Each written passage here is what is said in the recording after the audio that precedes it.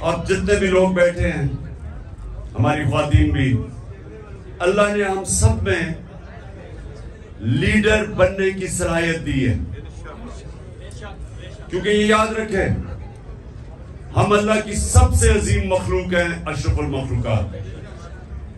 تو جب اللہ نے فرشتوں کو کہا کہ انسان کے سامنے جھکو، اور جب ابلیس نے انکار کیا تو اللہ نے کہا فرشتوں کو کہ تمہیں بھی نہیں پتا کہ میں نے انسان کو کتنی صلاحیتیں دی ہوئی ہیں. مشکل اور مسئلہ یہ ہے کہ ہمیں بھی نہیں پتا کہ اللہ نے ہمیں کتنی صلاحیتیں دی. اور وہ کیوں نہیں پتا؟ کیونکہ ہر انسان کے سامنے دو راستے ہوتے ہیں. آپ جب نماز پڑھتے ہیں تو آپ صرف ایک چیز مانگتے ہیں کہ اللہ ان کے راستے پہ لگا جن کو تو نے نعمتیں بخشی. اس راستے پہ نہیں جو تباہی کا راستہ ہے. تو جو تباہی کا راستہ ہے، نوجوانوں سنو، یہ ہاتھ ادھر نہ لاؤ، سنو میری بات. تمہیں یہ یاد رکھو جو میں باتیں کہہ رہا ہوں، اور خاص طور پہ نوجوانوں کے لیے یہ آپ کی ساری زندگی کام آئیں گی اگر آپ کو سمجھ آ گئی. آپ کی سامنے ہمیشہ دو راستے ہوتے ہیں. ایک آپ کی عظمت کا راستہ ہے، ایک آپ کی تباہی کا راستہ ہے. اور نماز میں ہم مانگتے ہی ہیں کہ اللہ ہمیں وہ عظمت کا راستہ دے. مانگتے ہم نعمتوں کا راستہ ہے، اور چاہتے ہیں ہم وہ تباہی کا راستہ، کیونکہ وہ آسان راستہ لگتا ہے. مثلا مجھے کوئی موقع ملا، میں کوئی ایسی پوزیشن میں ہوں، گورنمنٹ پوزیشن میں ہوں، میں تھانے دار ہوں، پولیس میں ہوں، میں فوجی ہوں، جو بھی ہوں، ہر وقت مجھے موقع ملے گا ناجائز قسم کا پیسہ بنانے کے لیے. لگے گا وہ آسان راستہ ہے، رشوت دوں گا ایک دم پیسہ آ جائے گا، لیکن وہ آپ کی تباہی کا راستہ ہے. جس وقت آپ وہ آسان، جو آپ کو راستہ آسان لگتا ہے وہ لیں گے، وہ اصل میں آپ کی تباہی کا راستہ شروع ہو جاتا ہے.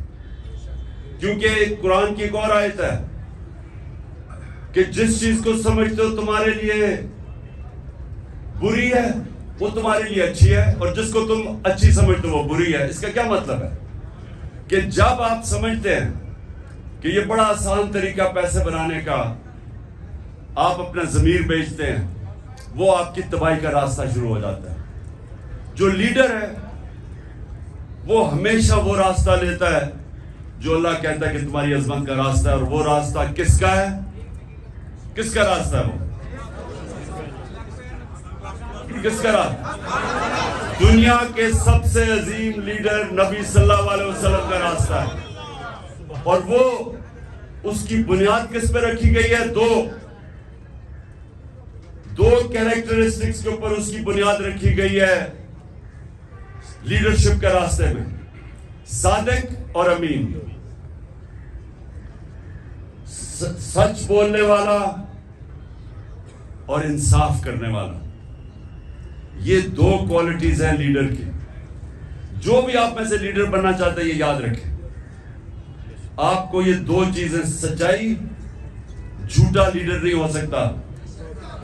جب جھوٹا لیڈر ہوتا ہے تو وہ لندن میں جو بھاگا ہوا وہ بن جاتا ہے. لیڈر سچ بولتا ہے. سننے روزہ کھلنے والا ہے. سنیں، میں نوجوانوں کے لیے کہہ رہا ہوں، یہ آپ کی ساری زندگی یہ میری باتیں یاد رکھنا. اگر آپ نے، آپ کی پرواز اوپر ہونی ہے، اقبال کا شاہین بننا ہے، جس کا بڑا نام ہوگا، جو اپنی فیملی کا بھی نام اٹھا دے گا، جو دنیا یاد کرے گی اس کو، وہ نبی صلی اللہ علیہ وسلم کے راستے پہ چلے گا. صادق اور امین، سچ بولنے والا. اور قرآن میں ہے کہ اگر اپنے ماں باپ ان کے خلاف، اپنے خلاف بھی اگر آپ کو انصاف کرنا پڑے، آپ انصاف کریں. اتنا زیادہ زور اللہ نے انصاف پہ دیا ہوا ہے. وہ لیڈرشپ کی، جب ایک لیڈر انصاف کرتا ہے اس کی عزت ہوتی ہے، اور لیڈر عزت کے بغیر لیڈر نہیں بنتا. تو یہ آپ نے باتیں یاد رکھنی ہیں کئی دفعہ ہوتا ہے جی وہ میرا دوست کہہ رہا ہے تو چلے میں جھوٹ کا ساتھ دے دوں، میں سفارشی کسی کے لے لوں. جب آپ کسی کا مثلا آپ ٹیم سلیکشن میں سفارشی لے کے آتے ہیں تو آپ کسی کا حق مارتے ہیں. جب آپ حق مارتے ہیں اوپر والے کی برکت نہیں آتی، کیونکہ سارا کامیابی تو اوپر والا دیتا ہے. تو اللہ جب دیکھتا ہے کہ کسی کا کوئی حق مارا ہے، بدنیت ہے انسان، اس کو کامیابی نہیں ملتی. تو میں نے صرف آج آپ کو یہ کہنا تھا نوجوانوں کہ لیڈر دو چیزوں کے اوپر اس کی بنیاد رکھی جاتی ہے. صادق اور امین، سچا ہوتا ہے. نبی صلی اللہ علیہ وسلم کے پاس ایک قریش آیا، کہتا جی میں 60 سال کا ہو گیا ہوں، میرے لیے مجھے کوئی ایک چیز بتائیں کہ میں مسلمان بھی ہو جاؤں اور میں اپنی عادتیں نہ چھوڑوں. میں اب 60 سال کا اپنی عادتیں نہیں چھوڑ سکتا. تو انہوں نے کہا اگر ایک چیز مسلمان ہونے کے لیے تو سچ بولو. سچ میں بڑی طاقت ہے، کیونکہ اللہ الحق ہے، اللہ سچ ہے. جب آپ سچ بولتے ہیں تو اللہ آپ کے ساتھ کھڑا ہو جاتا ہے، آپ کو وہ طاقت ملتی ہے. وہ کہتے ہیں کہ انگریزی میں کہ one moral man is an army، کہ ایک سچا انسان ایک فوج ہوتی ہے، کیونکہ اس کے پیچھے اللہ کی طاقت آ جاتی ہے. اور دوسرا یہ جو انصاف کرنا ہے، یہ یاد رکھیں کہ وہ ایک ابن خلدون کا اس نے کہا کہ میرا تجزیہ ہے، بہت بڑا عالم تھا، کہتا میں نے جو سارا قرآن پڑھی ہے میرا تجزیہ یہ ہے کہ اللہ نے انسان کو زمین پہ بھیجا ہی ایک وجہ سے ہے کہ انصاف کرو، میری زمین پہ انصاف کرو. یہ دو چیزیں یاد رکھیے نوجوانوں، ان دو چیزوں پہ کھڑے رہو، آپ کی معاشرے میں عزت بڑھنی شروع ہو جائے گی. گاؤں کے اندر ایک لوگوں کو پتہ چلے جی وہ آدمی ہے، جو بھی مسئلے ہوتے ہیں وہ ادھر پہنچ جاتے ہیں ان کے مسئلے حل کرنے کے لیے، وہ سچا آدمی اور صادق اور امین ہے. سارے گاؤں اس کی عزت کرتی. نبی صلی اللہ علیہ وسلم کی نبوت سے پہلے سارے مکہ کے لوگ جانتے تھے کہ وہ صادق اور امین ہے. ابھی نبوت نہیں ملی تھی، لیکن یہ خطاب تھا کہ وہ سچا اور ایماندار اور امانتدار آدمی ہے. اس لیے یہ یاد رکھنا کہ دنیا میں اوپر جانا ہے. اچھا یہ سچ بولنا آسان نہیں ہے، مشکل ہوتا ہے، طاقتوں کا سامنا کرنا پڑتا ہے. آپ کے اوپر یہ جو گھر کے اوپر حملے ہو جاتے ہیں، ٹیئر گیس شیلنگ ہو جاتی ہے، لیکن یہ کوئی فکر نہیں، کیونکہ ہمارے نبی صلی اللہ علیہ وسلم نے بڑی مشکلوں کا سامنا کیا تھا.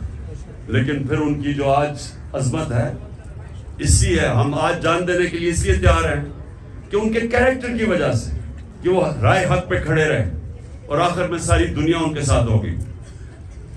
دعا کریں گے اور پھر انشاءاللہ روزہ کھولیں گے.